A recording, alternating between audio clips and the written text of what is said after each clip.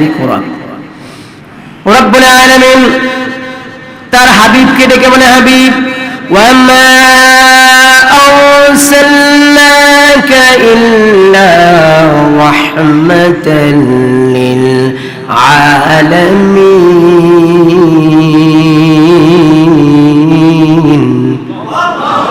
রব্বুল আলামিন বলে হাবিব দোস্ত আমার মুহাম্মদ সাল্লাল্লাহু আলাইহি ওয়াসাল্লাম আমি আপনাকে জগতের জন্য রহমত হিসেবে প্রেরণ করেছি পুরো পৃথিবীর পুরো জগতের যেমন আলেমের জন্য যেমন আপনাকে আমি রহমত হিসেবে প্রেরণ করেছি এবং রহমতের সাথে সাথে আপনাকে এমন অবস্থা করে দিলাম ওয়ারাফা'না লাকা যিকরাক সমস্ত পৃথিবীর সমস্ত মানুষের কাছে আপনার প্রশংসা আপনার মর্যাদা সবচেয়ে উঁচু করে দিলাম ভাইরা আমার আল্লাহ রাব্বুল আলামিন ডাক দিয়ে বলে হবে পৃথিবী লক্ষাধিক নবীর উপরে কোন নবীর নামের পরে কোন নবীর চেহারা কোন নবীর চুলের আমি কসম কাটি না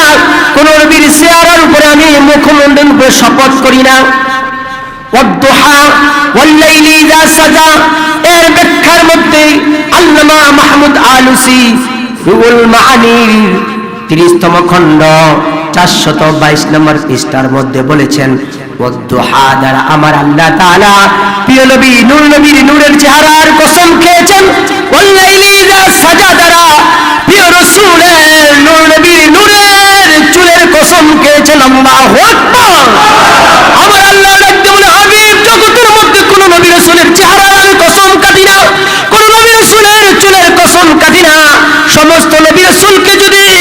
312 জন রাসূল আছে তাদেরকে যদি এক পাল্লায় রাখা হয় ও হাবিব আপনার মর্যাদা আমি আল্লাহর কাছে সবচেয়ে বড় দামি এই পৃথিবীর মধ্যে জগৎ সৃষ্টির পর থেকে নিয়ে ফেরেশতাদেরকে আমি ছুটি দেই না তবে আমি ইবনে কাসিরের মধ্যে বর্ণনা আছে তবে আমি ফেরেশতাদেরকে জীবনে 2 বার ছুটি দিয়েছিলাম কয়বার আওয়াজ দিয়ে বলেন কয়বার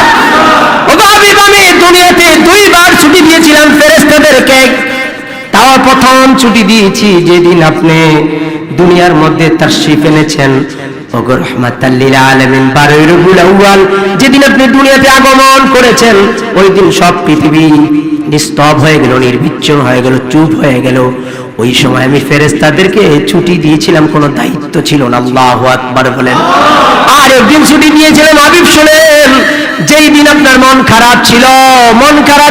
মক্কার লোকেরা আপনাকে গালিগালাজ করা শুরু করলো খাদিজাও ইন্তেকাল করেছে আপনার মনটা খারাপ ওই মুহূর্তে আমি আল্লাহ তাআলা মেরাজে আপনাকে আনলাম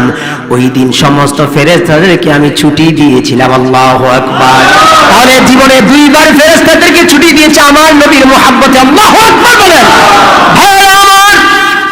প্রিয় নবী মুহাম্মদ সাল্লাল্লাহু আলাইহি ওয়াসাল্লামের শানে আমার আল্লাহ বলে হাবিব আমি আপনার মর্যাদা কেমন উঁচু করেছি শুনেন আপনার মর্যাদা আমি কেমন উঁচু করেছি আমি শোনেন ও হাবিব মুহাম্মদ সাল্লাল্লাহু আলাইহি ওয়াসাল্লাম তাহলে শোনেন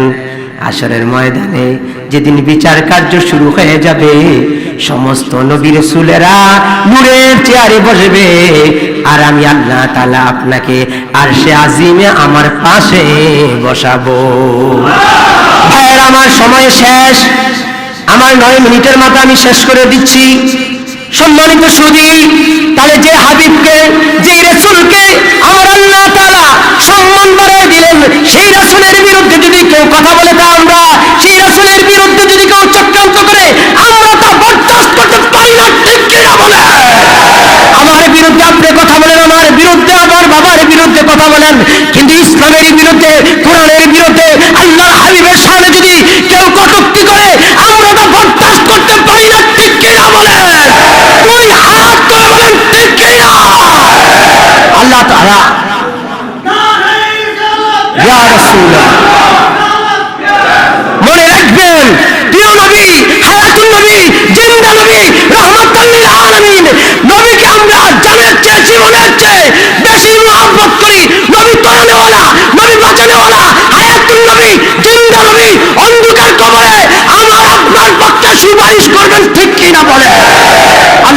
সুবহানাহু ওয়া তাআলা যেন আমাদেরকে কবুল করে, আমাদেরকে মঞ্জুর করে। জোরে বলেন আমিন। বিদায়ের বেলা বলে যে আমি বাঁচিয়া থাকিলে দেখা হবে আবার ঘুরিয়া ফিরিয়া, মরিয়া গেলে দেখা হবে হাসর উঠিয়া। আসসালামু আলাইকুম ওয়া রাহমাতুল্লাহি ওয়া বারাকাতুহু।